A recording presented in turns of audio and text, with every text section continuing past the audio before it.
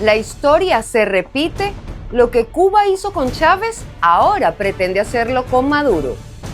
Asfixia nacional. Estados Unidos activa ley para cazar al cártel de los soles y el régimen exige sacrificio total al pueblo venezolano. Doble crimen. Mientras el sistema de justicia en Venezuela agoniza, el horror carcelario se come a los inocentes en el rodeo. Les contamos. Dicen que en Miraflores las paredes oyen, pero hoy las paredes tiemblan. Mientras el discurso oficial sostiene que todo está normal, fuentes internas confirman que hay movimientos inusuales. Bienvenidos a la emisión matutina de Noticias de Impacto Venezuela de este miércoles 26 de noviembre de 2025. Soy Mildred Manrique, comenzamos. Así como en los últimos años del fallecido presidente Hugo Chávez, cuando Cuba tomó el control de su seguridad y decisiones clave, hoy, informes de inteligencia revelan que Nicolás Maduro enfrenta el mismo cerco. Rodeado por Rusia, China, Irán y La Habana, su mayor peligro no es Estados Unidos, sino sus propios aliados. ¿Sigue en el poder o es rehén? El reporte con Quique Frías. Mientras Estados Unidos aumenta la presión con sanciones, despliegues militares y órdenes judiciales, un informe explosivo cambia por completo el panorama. La mayor amenaza para Nicolás Maduro no estaría en Washington, sino en sus propios aliados. Inteligencia norteamericana asegura que la dictadura cubana podría ejecutar si intenta negociar su salida o exilio. Un mensaje brutal. Maduro gobierna bajo miedo, no bajo poder. Pero sostengo que quien está manejando la estrategia de resistencia de Maduro es la dictadura cubana. Y para la dictadura cubana no hay ni entrega ni fuga. Y la tercera opción es que sean eliminados, es la muerte. A la dictadura cubana le conviene más Maduro muerto que entregado o fugado. Y Estados Unidos no se ha quedado atrás en asegurarse de que haya control en la región, y eso toma como consecuencia que Venezuela sea el lugar perfecto para que Estados Unidos diga: necesitamos traer orden a este problema. Y el cerco no termina en Cuba. Maduro sostiene por ahora el respaldo de China, Irán y de Rusia, que mantiene presencia militar dentro de cuarteles venezolanos desde hace casi una década, según reportes internacionales. Ese apoyo no es diplomático, es operativo.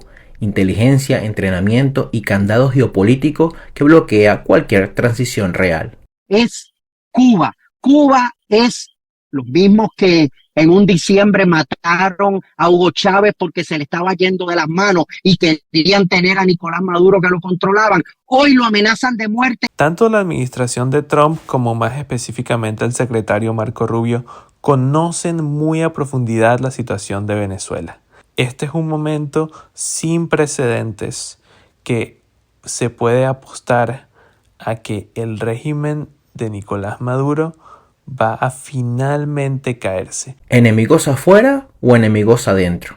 Hoy Maduro no confía en nadie. Su verdadero anillo de seguridad no está en Miraflores, está en La Habana, tal como ocurrió con el fallecido presidente Hugo Chávez. Cada movimiento, cada orden y cada silencio pasa por los filtros cubanos. Y ahora, cualquier decisión que tome no solo define si se queda en el poder, también puede decidir si vive o muere. Reportó para ustedes Quique Frías, Impacto Venezuela. Pasamos a la pregunta del día de Impacto Venezuela. De lunes a viernes la consiguen en todas nuestras plataformas digitales. La de hoy es la siguiente. Nicolás Maduro señala como enemigo a Estados Unidos, pero la historia de Chávez prueba que la amenaza final puede nacer donde menos lo espera. ¿Quién crees que representa mayor peligro para Maduro? ¿El G2 cubano o Trump? El debate está abierto, tu opinión es vital. Escríbela. Te leemos en la emisión estelar. Venezuela quedó atrapada en un torbellino de movimientos inusuales. Estados Unidos eleva la amenaza con aviones de combate sobre el Caribe. Más aerolíneas cancelan vuelos. Y en Miraflores, el régimen se altera cada vez que se menciona el cártel de los soles. Todo ocurre en cuestión de horas, pero el costo de esta incertidumbre lo pagan una vez más los venezolanos. Génesis Pérez nos amplía esta información. En menos de 20 segundos, el presidente estadounidense Donald Trump desmontó cualquier intento de normalidad diplomática y colocó a Caracas en un punto de tensión. and we have to do it the hard way, that's fine too. Las señales ya llegan literalmente desde el cielo. Iberia suspendió vuelos hasta el 1 de diciembre, TAP y Air Europa detuvieron sus vuelos el martes 25, Avianca congeló su ruta Bogotá-Caracas, LATAM canceló vuelos del domingo y lunes, Turkish Airlines paralizó 5 vuelos, mientras GOL suspendió rutas desde Sao Paulo y Plus Ultra se sumó al freno repentino. Aunque las aerolíneas locales intentaron mantener la fachada de normalidad, la realidad se impuso. Stellar suspendió vuelos a Madrid y LASER retrasó operaciones. En total, al menos 22 vuelos fueron cancelados desde el sábado, sin importar, aparentemente, que el gobierno advirtiera que los derechos de las empresas que mantengan la cancelación de despegues y aterrizajes desde aeropuertos venezolanos serán suspendidos. El régimen de Nicolás Maduro no le puede obligar a una aerolínea volar por un espacio aéreo que se haya considerado que es una amenaza a la seguridad del vuelo comercial. Y solamente te voy a dar una comparación. Justo antes de que Israel iniciara la campaña aérea contra Irán, se había puesto una restricción del espacio aéreo entre Irán e Israel y de Yemen. Y esto está sucediendo en Venezuela ahora mismo. Eso fueron unos días antes de la campaña aérea contra Irán. No sé si será la misma cronología, pero yo solamente encuentro interesante de que esas restricciones similares son con las de Irán. Mientras tanto, en el occidente venezolano se midieron tiempos y distancias de los Sukhoi 30 y en el oriente los F-16 afinaron cambios de formación y trayectorias cortas. Para ellos, se trata de una maniobra de ensayos. Pero fuera del país, la tensión sube. El MV Ocean Trader aparece cerca del Canal de la Mona y a pocas horas de las costas venezolanas. Los aviones del USS Gerald Ford vuelan de noche junto a la región y el jefe del Estado Mayor de Estados Unidos llega a Trinidad y Tobago. 3 escenarios se sienten ya en las calles. Un régimen que se atrinchera con sus grupos armados, un chavismo que calcula el costo de seguir atado a un proyecto cada vez más señalado y la amenaza de un choque impredecible entre Washington y Caracas que podría escalar con cualquier chispa. El país parece suspendido en un punto muerto donde cada avión que despega, cada caravana que se mueve y cada silencio del poder se convierte en una señal. La portavoz del Departamento de Estado, Natalia Molano, confirmó que la designación del Cártel de los Soles como organización terrorista extranjera no es retórica, es un arma legal basada en la Ley de Inmigración y Nacionalidad. Esta herramienta permite a Estados Unidos tomar acciones contundentes contra los altos mandos del régimen venezolano. Escuchemos. El Departamento de Estado designó al Cártel de los Soles como una organización terrorista extranjera. Esta designación es en base a la sección 219 de la Ley de Inmigración y Nacionalidad que autoriza al gobierno de los Estados Unidos a designar a organizaciones extranjeras como terroristas, imponiendo restricciones legales y sanciones para proteger la seguridad nacional de nuestro país. Con sede en Venezuela y dirigido por el dictador Nicolás Maduro y altos funcionarios de su régimen ilegítimo, el Cártel de los Soles ha corrompido instituciones claves y no representa al gobierno legítimo de Venezuela. Junto a otros grupos como el Tren de Aragua y el Cartel de Sinaloa, son responsables de actos de violencia y narcotráfico en nuestro hemisferio. Estados Unidos seguirá usando todas las herramientas disponibles para proteger nuestra seguridad y combatir a los narcoterroristas. Chantaje de vida o muerte. La supuesta crisis existencial de Nicolás Maduro no es contra Washington, es contra todos los venezolanos. La presión de Estados Unidos es la coartada perfecta para imponer una militarización total y exigir obediencia absoluta a una nación exhausta. Catherine García nos cuenta más. La cúpula del chavismo ha emitido una dramática declaración de guerra, inusualmente para estos últimos días cohesionada. Flanqueando por sus más altos mandos militares y políticos, Nicolás Maduro ha elevado la crisis con Estados Unidos a un terreno de vida o muerte. Una acción que no solo responde al despliegue naval de Estados Unidos y a la designación del Cártel de los Soles como grupo terrorista, sino que establece un nuevo y peligroso precedente para la política interna, eliminando la posibilidad de neutralidad.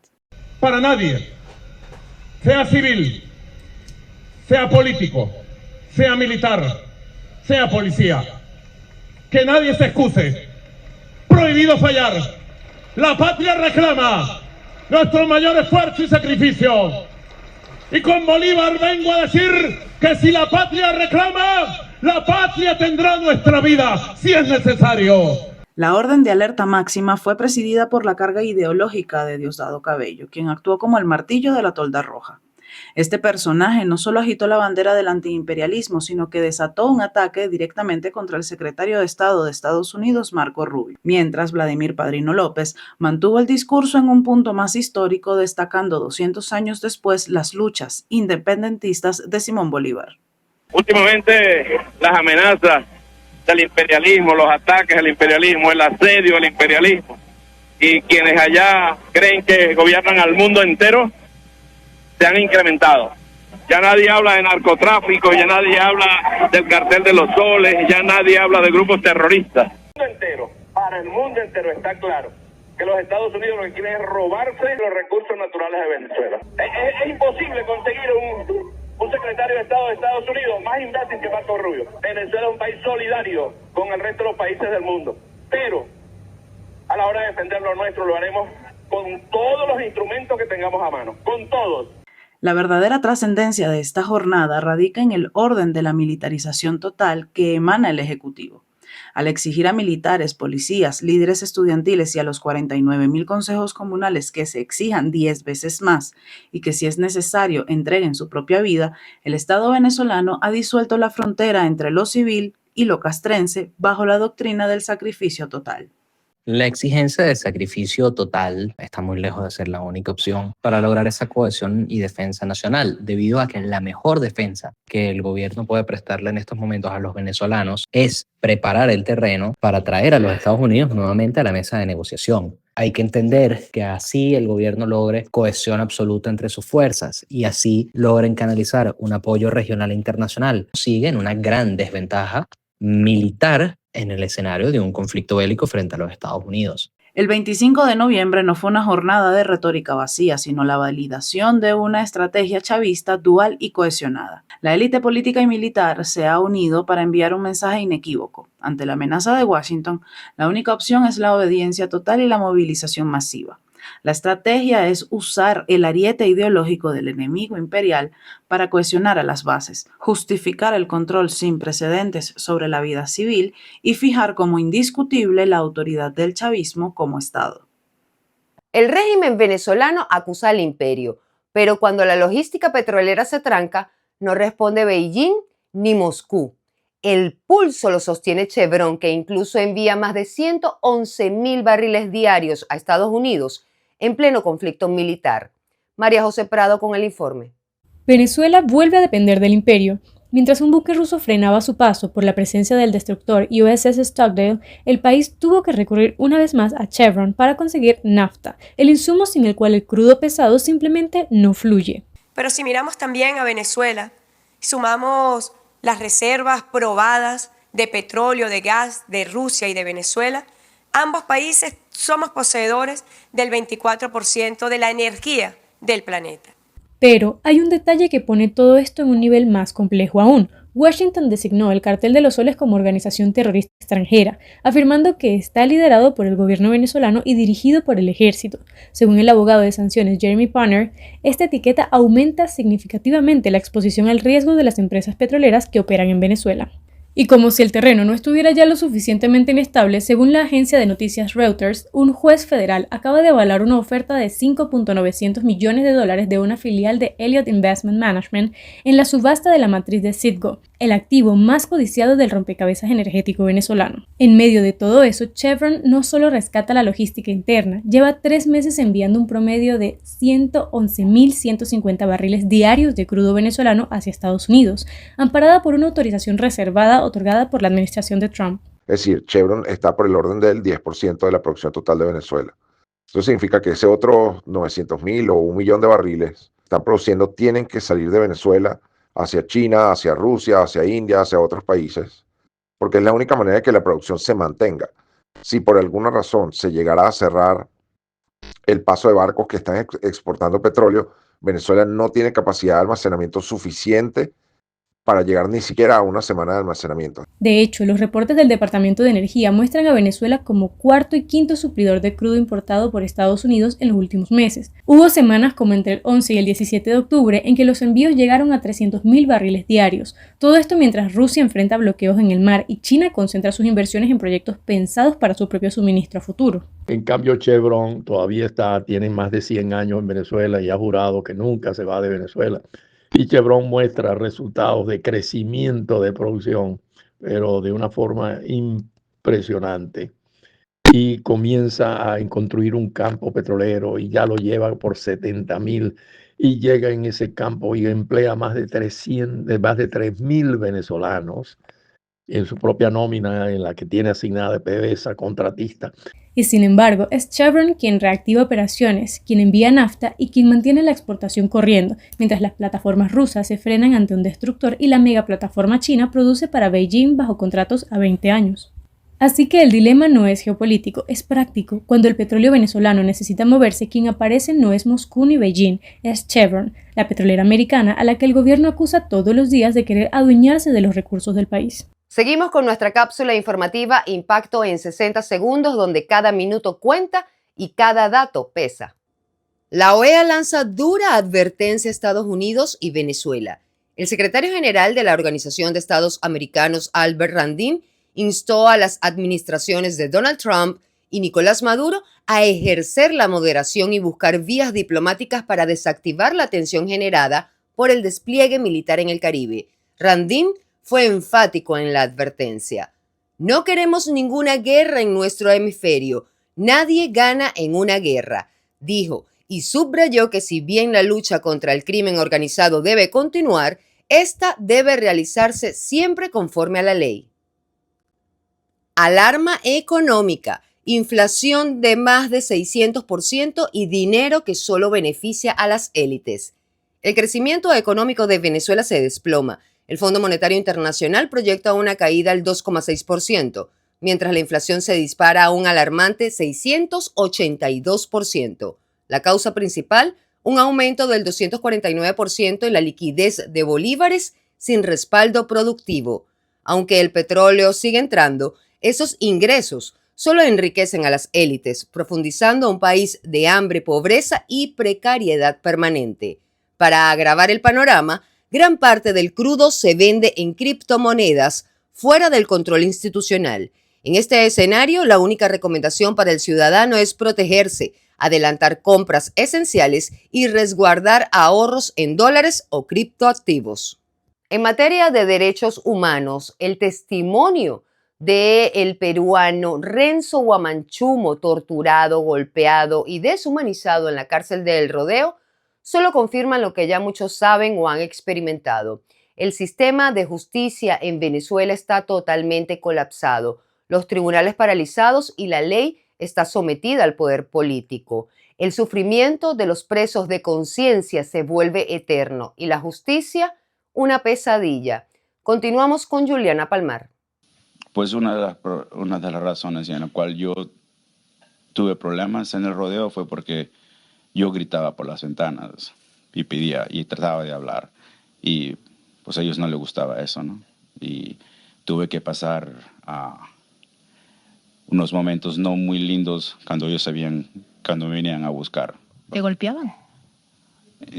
Eso empezó desde el primer día, ¿no? Es decir, te golpeaban, te torturaban. La palabra tortura creo que es más fácil, debe haber una palabra que debe ser un poquito más que tortura, no sé qué es, pero... Renzo Yacir Guamanchumo Castillo, peruano que pasó 10 meses detenido por la administración chavista, describe su paso por la cárcel del Rodeo como una experiencia peor que la tortura. Compartió encierro con el gendarme argentino Nahuel Gallo y relata que lo vivido es indescriptible. Golpes, amenazas, aislamiento y un sistema diseñado para quebrar a los presos políticos física y emocionalmente. La tortura es en todos los niveles. Por supuesto, los niveles más atroces son los que se dan en las instituciones que tienen que ver con índole militar. Llámese el DGCIN, el CONAS, o sea, todas esas instituciones militares que no están muy proclives a a darle acceso ni siquiera a los fiscales del Ministerio Público de Derechos Humanos, ni nada que ver de eso, ni Defensoría del Pueblo, ni nada. O sea, ahí no hay acceso de nadie. Muchas veces durante mucho tiempo y que llega años, ni siquiera a los abogados defensores de esas personas y muchas veces, y tampoco a los familiares. Entre la causa tiende a ser más política, más restricción hay, ¿ok? Mientras estas prácticas se perpetúan dentro del sistema judicial venezolano, los propios jueces denuncian lo que llaman una trombosis institucional. En Zulia y Anzoátegui aseguran que la administración centralizada del circuito judicial penal mantiene paralizados los tribunales. Una sola persona revisa expedientes una vez al día, después de las 3 de la tarde, deteniendo cualquier trámite y dejando a los procesados en manos de una justicia inmóvil y politizada. Que es con respecto, incluyendo ya la segunda pregunta, no es que haya una persona que controle la revisión de los expedientes o paralice los tribunales, no, es que ya las decisiones a veces, por más pequeñas que sean, van a depender, en el caso de los tribunales van a depender de Caracas, en el caso de la Fiscalía no va a pasar ni siquiera por los fiscales superiores, sino va a depender directamente de la Fiscalía General. O sea, todas las decisiones están centralizadas, ya sea por el Ministerio Público, ya sea por el Poder Judicial. Una simple libertad, ¿ok? Es manejada directamente desde Caracas. Y si la persona tiene algún grado de económico suficiente, entonces, por supuesto, va a haber un peaje también importante. Desde Oslo, la coordinadora de Foro Penal en Noruega, Sonia Zapata, recordó que la organización ha brindado apoyo a más de 14.000 presos políticos desde el 2014 y alertó que hoy la cifra sigue creciendo.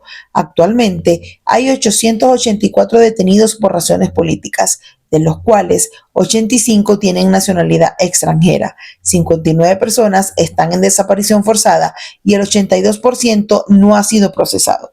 Afirma que la represión y la tortura y la ausencia de garantías procesales ya forman parte de un sistema sostenido por la impunidad y por un poder judicial incapaz o impedido de actuar. Para Impacto Venezuela, Juliana Palmar. Que la información de hoy sea su mejor herramienta para mañana. La realidad es dura, por supuesto que sí, pero nuestra resistencia siempre será más fuerte. A nombre de todo el equipo de Impacto Venezuela, muchísimas gracias por su confianza. Manténganse al día a través de todas nuestras plataformas digitales y no olviden suscribirse al canal de YouTube. Soy Mildred Manrique. Hasta mañana.